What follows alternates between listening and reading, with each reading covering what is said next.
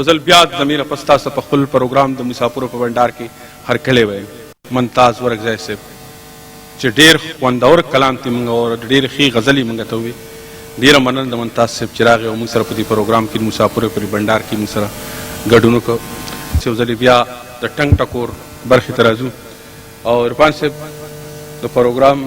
اخیري څه څیز راته وروړي په اخر کې چې بس پروګرام پرې راغونډ کړو نظار صاحب زه خو وایم چې ټپې به وکړو د پښتو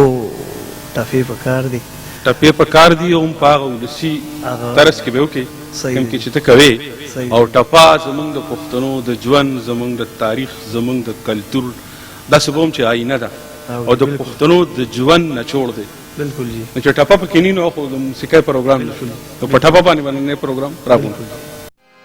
پسا دسترګو کې د غلا پی جنم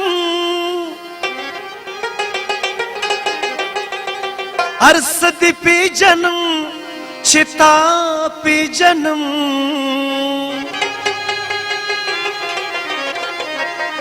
ارصد پی جنم چتا پی جنم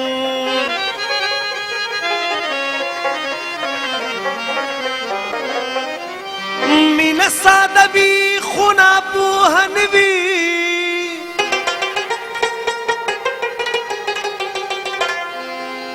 دا هم لتانا ز سیوا پی جنم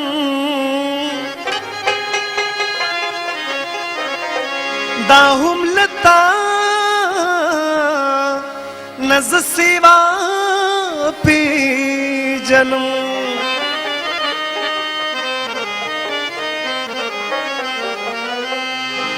کل ساکی کل پیالی تگوریو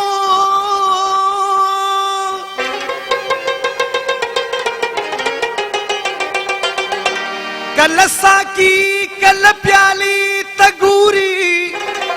زپ میں فل کے او زپ میں فل کے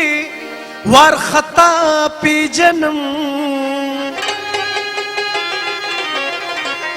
زپ میں فل کے وار خطا پی جنم نو د ډیره سوختا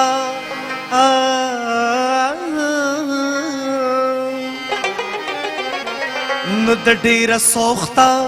پخندا شوی حمزه دا دویم رنگی زد جڑا پی جنم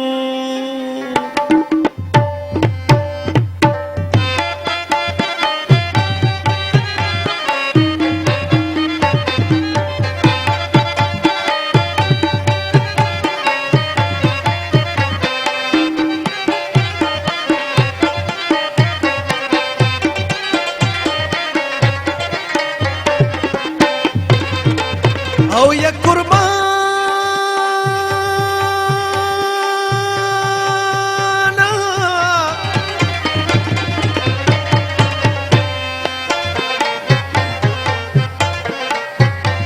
د یار یو شوا زما بلا او نصیب داسې سوال می کلا او کړهو نا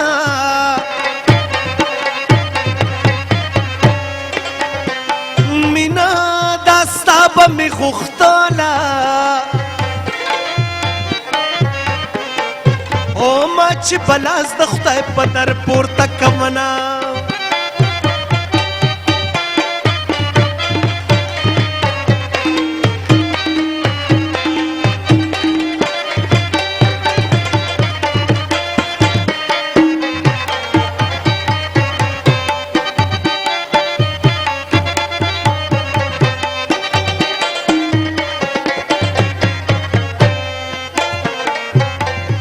لکه چې ژوند په مرګي رکشي و داسې دې رکه کړه زما لیونۍ مینا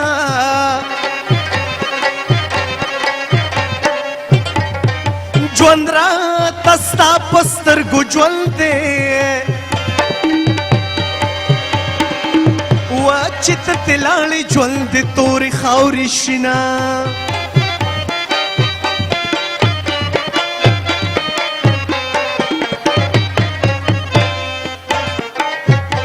ناز به پچا کوم جانانا و جانانا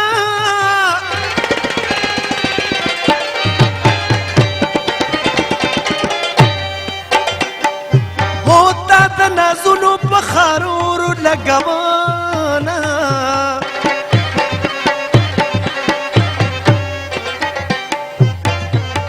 لکه ماشوم په جړا سر شوما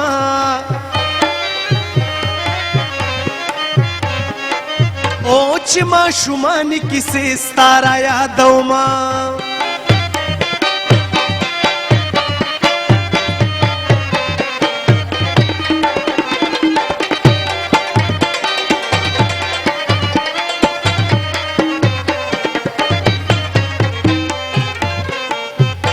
سود مې په ستا د سترګو نشي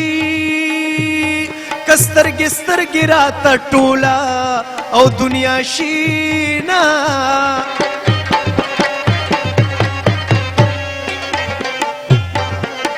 زما د زړه صبرېدل ګران دي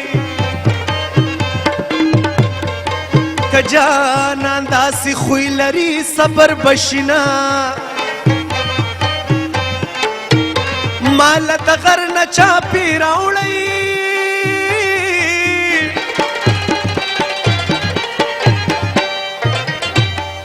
او د خپل قسمت ځنګل ته اور ورته کومه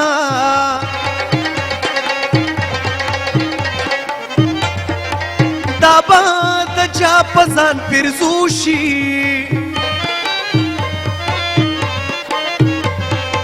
چې ته لوالي پردی غم ځان ته تلینا بس دی په ټولو فیصلې دي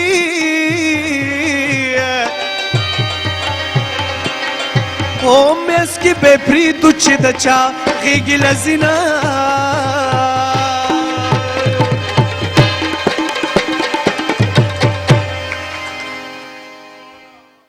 د عرفان په دې ولسي رنګ کې چې راکمې ټپې وکړې دې سره زمونږ د نننۍ ورځې پروګرام سر ته رسي موږ به په راتلونکي کې بیا هم دغسې د مسافرو بنډارونه جوړو او د لر او بر پښتانه شاعران ادیبان فنکاران به ورته راولو او دا پروګرام به زموږ دغسې جاري موږ غواړو د شمشاد ټلویزیون همیشه دا کوشش دی چې داسې پروګرامونه را جوړ کړي چې د لر او بر افغان وطن په ګټه او د هغې په خیر کې وي او د لر او بر پښتانه په خپله کې د یو بل سره نږدې کړي او د پښتنو ژبه د پښتنو ادب د پښتنو کلتور له وده ورکړي او د سپېڅلو پښتنو روایاتو او حقدارو پکې پالنه وکړو نو موږ په متحده عرب امارات کې چې څومره شاعران دي ادیبان دي او فنکاران دي کوشش به دا کوو زموږ به دا هڅه وي چې هغه ټول وخت په وخت ستاسو په وړاندې باندې راولو او تاسو ته دا وښو چې دلته کې دا کوم حساس خلک پاتې کېږي دی د خپل وطن د خپلې خاورې په حواله باندې څه سوچونه او څه فکرونه لري دې سره زموږ د مسافرو د نننۍ ورځې دا بنډار سر ته ورسېده د بلې خپرونې پورې په لوی او مهربانه خدای سپارم زه نزار یوسفزی سره د خپلو ملګرو د تاسو نه اجازت غواړم د لوی او مهربانه خدای سره الله په امان